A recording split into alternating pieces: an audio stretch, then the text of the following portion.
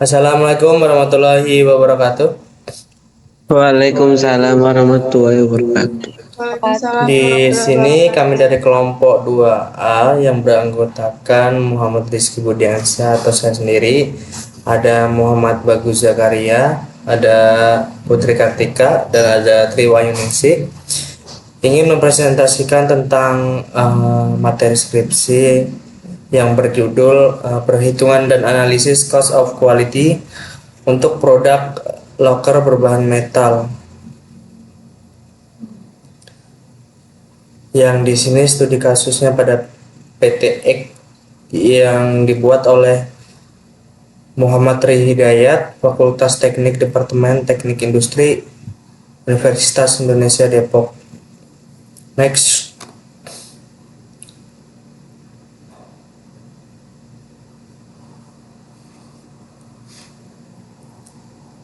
Konsep kualitas menurut Feigenbaum, kualitas produk atau jasa didefinisikan sebagai berikut: keseluruhan gabungan karakteristik dari pemasaran, rekayasa manufaktur, dan perawatan produk dan jasa sehingga produk dan jasa yang digunakan memenuhi harapan pelanggan. Hal yang penting di antara kebutuhan pelanggan adalah: 1. Pemakaian akhir yang aktual. 2. Harga jual produk dan atau jasa.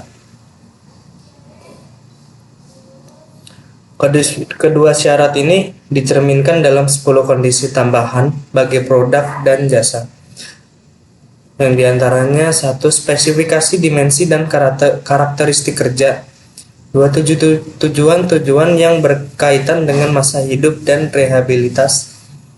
3. Persyaratan keselamatan. 4. Standar yang relevan. 5. Biaya rekayasa, manufaktur, dan mutu. 6. Persyaratan produksi sewaktu barang dibuat. 7. Tujuan yang berkaitan dengan kegunaan, pemeliharaan, dan instalasi di lapangan.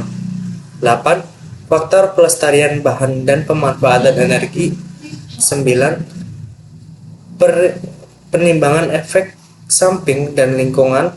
10. Biaya-biaya operasi dan pemakaian pelanggan dan jasa produk. Produk yang memiliki kualitas baik harus memenuhi 2 kriteria berikut. Yang pertama yaitu kualitas desain atau design quality. Suatu produk dikatakan memenuhi kualitas desain apabila produk tersebut memenuhi spesifikasi produk yang bersangkutan secara fisik atau performance saja. 2. Kualitas kesesuaian atau conformance quality. Suatu produk dikatakan memiliki kualitas kesesuaian apabila produk tersebut tidak menyimpang dari spesifikasi yang ditetapkan klien, dapat memenuhi permintaan konsumen sehingga konsumen merasa puas dengan produk yang diterimanya. Selanjutnya, pengendalian kualitas atau quality control. Ada 4 tahapan dalam pengendalian kualitas. Yang pertama, menetapkan standar, menentukan standar kualitas dari segi biaya, penilaian, keamanan, dan rehabilitas untuk produk tersebut. Yang kedua, menilai kesesuaian, yaitu membandingkan produk yang direproduksi atau jasa yang ditawarkan dengan standar yang sudah ditentukan. 3. Bertindak jika dibutuhkan, dalam artian memperbaiki masalah dan penyebab-penyebabnya dalam keseluruhan faktor seperti pemasaran, desain, rekayasa, produksi, dan pemeliharaan yang mempengaruhi terhadap kepuasan pelanggan. Selanjutnya yang terakhir ada rencana perbaikan, yaitu pengembangan usaha yang kontinu untuk meningkatkan standar biaya, performa, keamanan, dan rehabilitas. Next.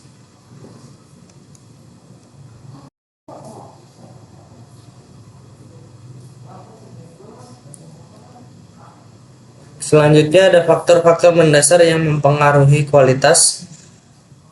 Kualitas jasa dan produk secara langsung dipengaruhi oleh 9 bidang dasar yang atau biasa disebut 9M, yaitu market, jumlah produk baru dan lebih baik yang ditawarkan di pasar terus bertambah dengan laju yang cepat.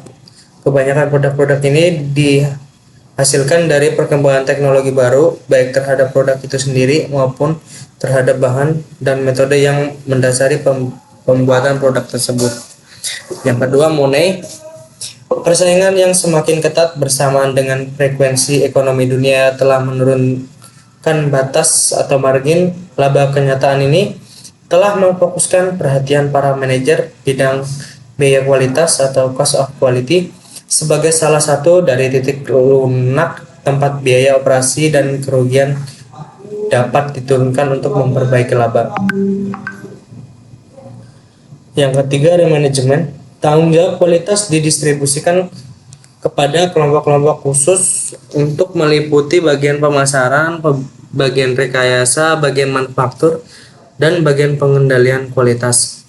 Hal ini menambah beban manajemen puncak, khususnya dipandang dari peningkatan kesulitan dalam mengaplikasikan tanggung jawab yang tepat untuk mengkoreksi penyimpangan dari standar kualitas. Selanjutnya ada man. Pertumbuhan yang cepat dalam pengetahuan teknis dan penciptaan bidang-bidang yang sama sekali baru seperti elektronika komputer yang telah menciptakan permintaan yang besar akan tenaga kerja dengan pengetahuan khusus.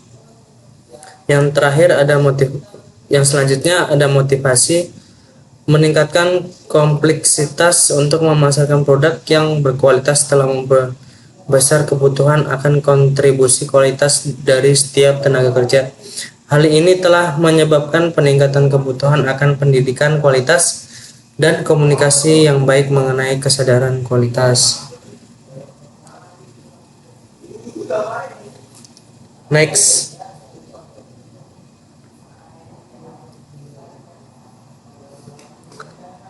Selanjutnya akan dibacakan oleh Mbak Tri. Silakan.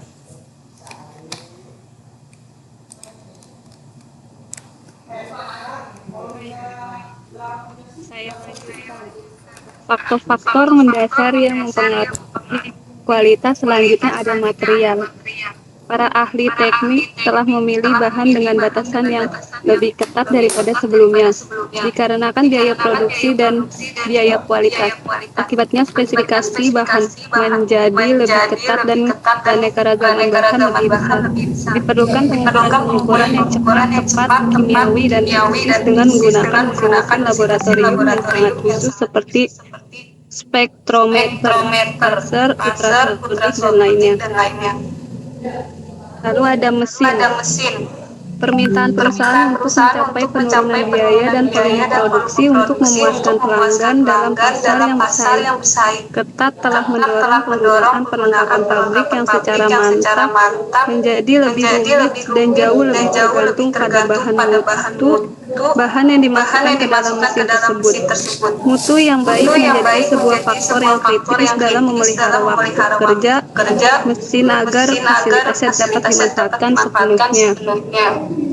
Selanjutnya ada moderator information method.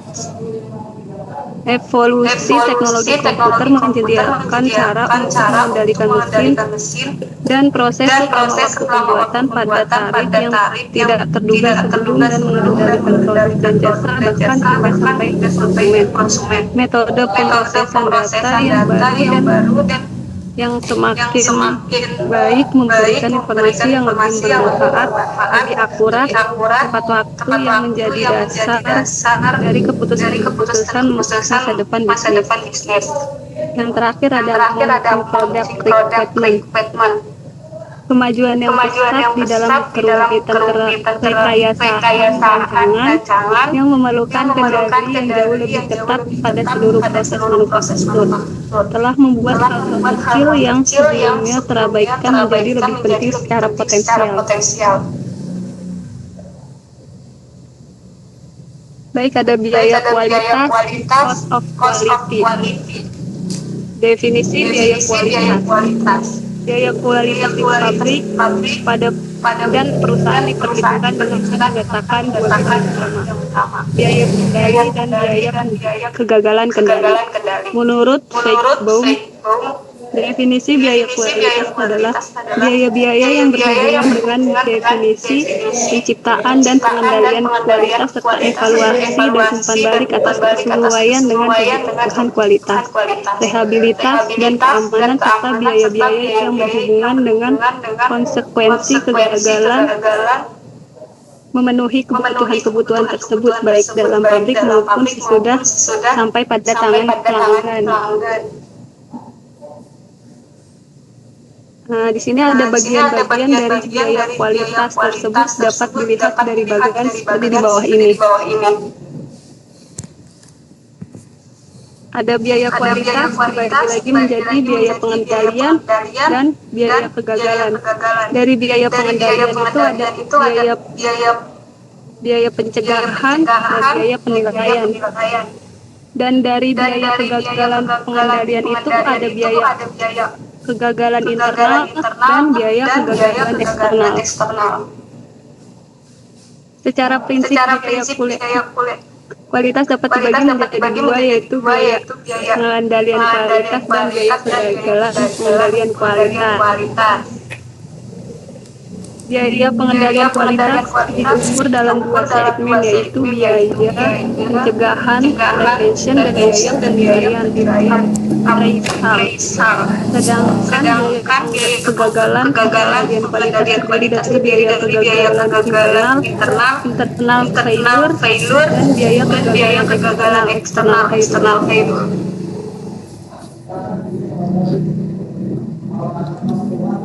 Elemen-elemen biaya kualitas. Ada biaya pencegahan, prevention cost. Biaya pencegahan adalah biaya yang dikeluarkan untuk mencegah terjadinya kesalahan, baik dalam perancangan produk hingga produksi, atau disebut pula sebagai biaya yang diperlukan untuk melakukan pekerjaannya dengan benar setiap kali. Biaya juga bisa diartikan sebagai biaya yang dikeluarkan untuk mencegah terjadinya kecacatan dan ketidaksesuaian dalam menyertakan pengeluaran biaya untuk mencegah produk-produk yang tidak memuaskan yang muncul untuk pertama kali. Selanjutnya akan dilanjutkan oleh Bagus Zakaria.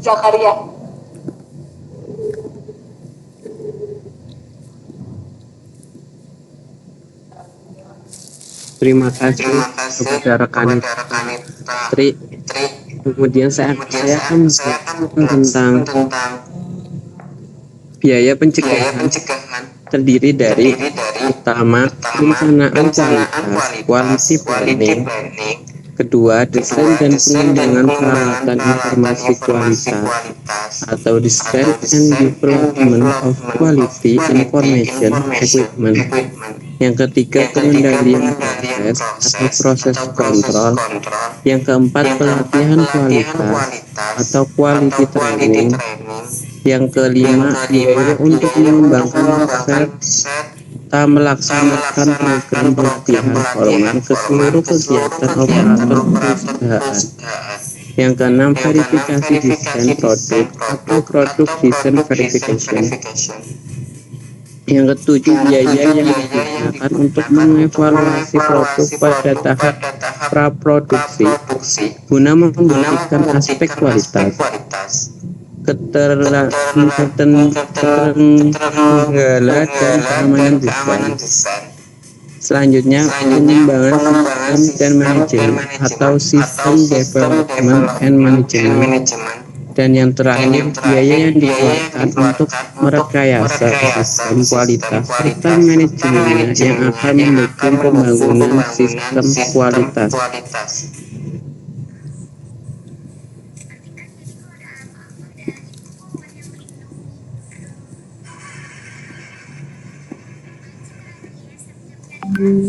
Biaya penilaian atau appraisal cost merupakan biaya yang dikeluarkan untuk menguji atau memeriksa apakah produk yang dihasilkan sesuai dengan kriteria dan prosedur yang telah ditetapkan. Biaya ini juga disebut sebagai biaya untuk menentukan apakah aktivitas telah dilakukan dengan benar setiap kali. Biaya penilaian meliputi pengujian dan pemeriksaan terhadap material yang dibeli atau tes inspection of purchased material. Yang kedua, inspeksi dan pengujian barang produksi atau test inspection. Yang ketiga, inspeksi dan pengujian produk jadi atau final inspection and test. Yang keempat, audit kualitas atau audit. Yang kelima, pengujian lapangan field testing. Yang keenam, pemeriksaan material yang disimpan sebagai persediaan atau storage material inspection.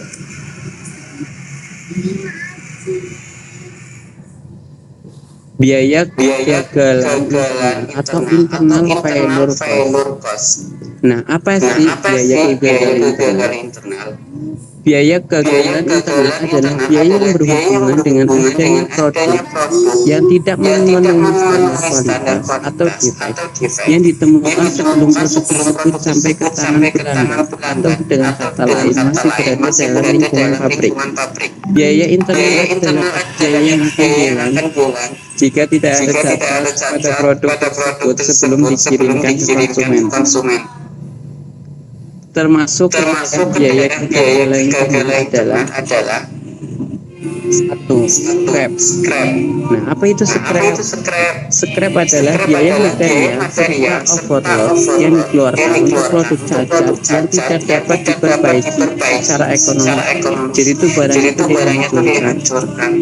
Yang kedua, penggantian, pengerjaan ulang dan perbaikan atau replacement, rework and repair. Biaya yang dikeluarkan akibat adanya kegiatan untuk mengganti bagian dari produk yang cacat, pengerjaan ulang ataupun perbaikan produk yang cacat.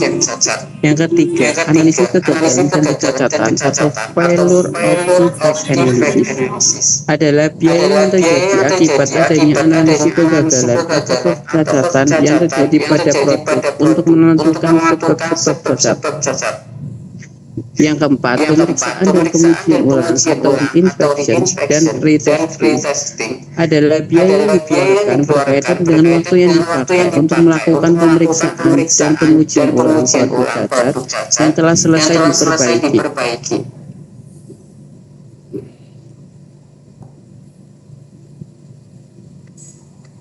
Tadi itu kan biaya kegagalan internal dari luarnya. Biaya kegagalan eksternal atau external failure cost. Nah, apa sih biaya kegagalan eksternal?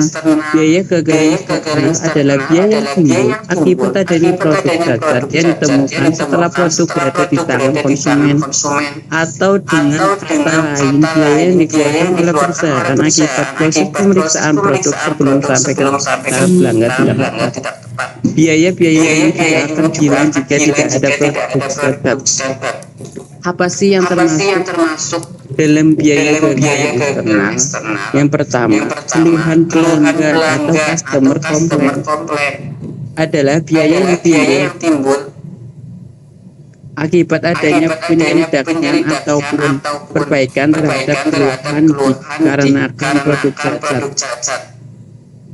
Dua, tuntunan pelanggan dalam masa garansi atau warranty claim adalah biaya yang timbul untuk menangani, memperbaiki, dan memeriksa ulang terhadap keluhan pelanggan dalam masa garansi. Yang ketiga, pelonggaran atau allowance adalah potongan harga yang diberikan akibat menjual produk yang memiliki kualitas di bawah standar.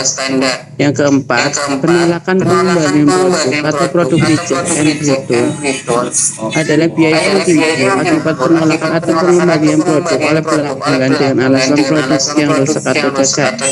Yang kelima, penarikan atau recall adalah biaya yang dikeluarkan sehubung dengan adanya penarikan produk. Yang keenam, kehilangan penjualan atau loss of sales and goodwill adalah disebabkan oleh penurunan atau penghentian pesanan dari segmen pasar utama.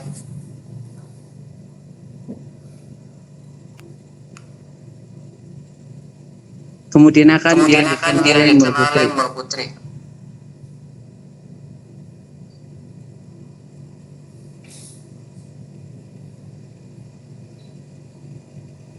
Baik, di sini saya akan menjelaskan identifikasi dan pengumpulan data biaya kualitas. Dapat dilakukan melalui pendekatan yaitu yang pertama berdasarkan perbedaan atau estimasi. Pendekatan yang sangat praktis dan sederhana hanya dalam hari atau beberapa minggu dapat diketahui biaya kualitas yang diperlukan untuk menentukan ada tidaknya peluang untuk mengurangi biaya dan di mana peluang tersebut terpusat. Yang kedua, dengan menggunakan akuntansi pendekatan. Ini lebih rumit dibandingkan dengan perkiraan. Pendekatan ini memerlukan lebih banyak usaha dari departemen yang berbeda-beda, khususnya departemen akuntansi dan kualitas. Pendekatan ini juga memakan banyak waktu berbulan-bulan, bahkan tahun-tahun. Beberapa informasi yang umum digunakan untuk penelitian biaya kualitas. Yang pertama, laporan yang disusun oleh masing-masing departemen, misalnya laporan penilaian yang dibuat oleh departemen inspeksi. Yang kedua, hasil analisis laporan yang disusun tersebut. Nomor tiga, dokumen misalnya daftar gaji karyawan. Yang keempat, estimasi yang dilakukan. Yang kelima, sampling pekerjaan, yaitu dengan mengamati secara kegiatan yang dilakukan sehingga persentase waktu yang dihabiskan untuk melakukan kegiatan tersebut dapat diketahui. Nomor enam, data biaya standar, misalnya biaya yang dikeluarkan karena adanya scrap atau reward produk. Yang ketujuh, wawancara langsung dengan personil yang bersangkutan. Setelah biaya yang berkaitan dengan kualitas, produk diidentifikasi. Langkah selanjutnya adalah pengumpulan data biaya. Pengelompokan data tersebut dapat dilakukan dengan beberapa cara. Yang pertama, berdasarkan produk. Proses komponen jenis jasa atau pola jasa lainnya. Data tersebut mempermudah menyiapkan analisis Pareto untuk mengidentifikasikan kontributor biaya kualitas yang dominan. Berdasarkan unit organisasi seperti departemen, divisi atau unit organisasi lainnya. Cara ini sering digunakan untuk mengidentifikasi performa unit organisasi dan juga untuk mendorong supplier agar melakukan upaya produk masukannya. Yang selanjutnya berdasarkan kategori biaya kualitas. Cara ini berguna untuk menentukan estimasi perbaikan melalui alokasi biaya pencegahan dan biaya pemeriksaan dalam berhubungan dengan usaha menurunkan biaya kualitas. Yang terakhir berdasarkan waktu menyediakan informasi terhadap kecenderungan dan kemajuan upaya perbaikan dari waktu ke waktu. Yang selanjutnya yaitu kondisi optimum biaya kualitas. Di sini ada bagan atau gambar. Dari gambar di atas itu ditentukan bahwa yang pertama biaya kegagalan. Itu artinya biaya kegagalan akan bernilai nol jika produk yang dihasilkan seluruhnya memiliki kualitas yang baik dan meningkat terus hingga bernilai terhingga jika produk yang dihasilkan seluruhnya memiliki kualitas yang buruk. Yang kedua, biaya penilaian plus biaya pencegahan. Biaya ini akan bernilai nol jika pada titik 100% defect dan terus meningkat sesuai dengan perfection kualitas produk yang diinginkan. Yang ketiga, penjumlahan kurva merupakan total biaya kualitas yang menggambarkan total biaya kualitas untuk setiap unit produk yang dihasilkan. Laporan biaya kualitas. Laporan biaya kualitas merupakan laporan secara periodik tentang biaya kualitas untuk suatu unit organisasi, produk, bagian tertentu, atau untuk organisasi secara keseluruhan. Laporan tersebut biasanya dibuat berdasarkan bulanan, kuartalan, atau tahunan.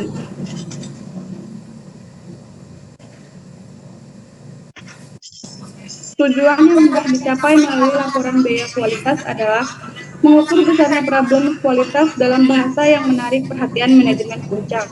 Pada dasarnya, peringatan tentang pentingnya kualitas melalui pendekatan finansial akan lebih memotivasi perusahaan untuk lebih meningkatkan kualitas produknya. Para manajer biasanya tidak memperhatikan pentingnya laporan biaya kualitas, tetapi setelah dibuat laporan tersebut, mereka akan terkejut akan besarnya pentingnya laporan biaya kualitas. Tetapi setelah dibuat laporan tersebut, mereka terkejut akan besarnya biaya kualitas dibandingkan dengan yang selama ini diperkirakan. Melalui distribusi biaya kualitas tersebut, dapat terlihat problem-problem biaya kualitas lainnya yang selama ini tidak terdeteksi. Yang selanjutnya, identifikasi peluang utama untuk pengurangan biaya. Biaya kualitas, cost of quality, merupakan hasil dari beberapa segmen tertentu yang masing-masing dapat dilacak penyebab terjadinya. Dengan mengetahui penyebabnya, maka akan dicari penyelesaian yang tepat. Pada akhirnya akan menghasilkan pengurangan biaya, cost of reduction. Identifikasi peluang untuk mengurangi ketidakpuasan pelanggan. Beberapa segmen biaya kualitas merupakan hasil dari kegagalan produk setelah produk sampai ke tangan pelanggan. Dengan mengetahui hal ini, maka produsen dapat lebih tanggap dalam menangani keluhan pelanggan, sekaligus berusaha mengurangi ketidakpuasan pelanggan. Yang selanjutnya yaitu memperluas sistem anggaran dan pengendalian biaya. Dengan menerapkan sistem biaya kualitas, biaya yang dikeluarkan untuk rework, scrap, dan sebagainya dapat terdeteksi. Yang terakhir, mendorong usaha untuk peningkatan kualitas. Laporan biaya kualitas dipercaya dapat membangkitkan para manajer untuk mengambil tindakan untuk mereduksi biaya-biaya tersebut. Selanjutnya saya serahkan kembali kepada moderator. Baik, terima kasih Mbak Putri, Mbak Tri, Mas Bagus. Secara materi pada presentasi kali ini kita sudah selesai. Semoga dengan materi yang kita presentasikan bisa menambah wawasan dan pelajaran baru untuk kita semua, khususnya di bidang pengendalian mutu. Dari saya cukup sekian. Mungkin jika ada yang ingin ditambahkan atau ditanyakan bisa hubungi nama-nama yang terkait. Mungkin sekian. Wassalamualaikum warahmatullahi wabarakatuh. Waalaikumsalam. Warahmatullahi wabarakatuh.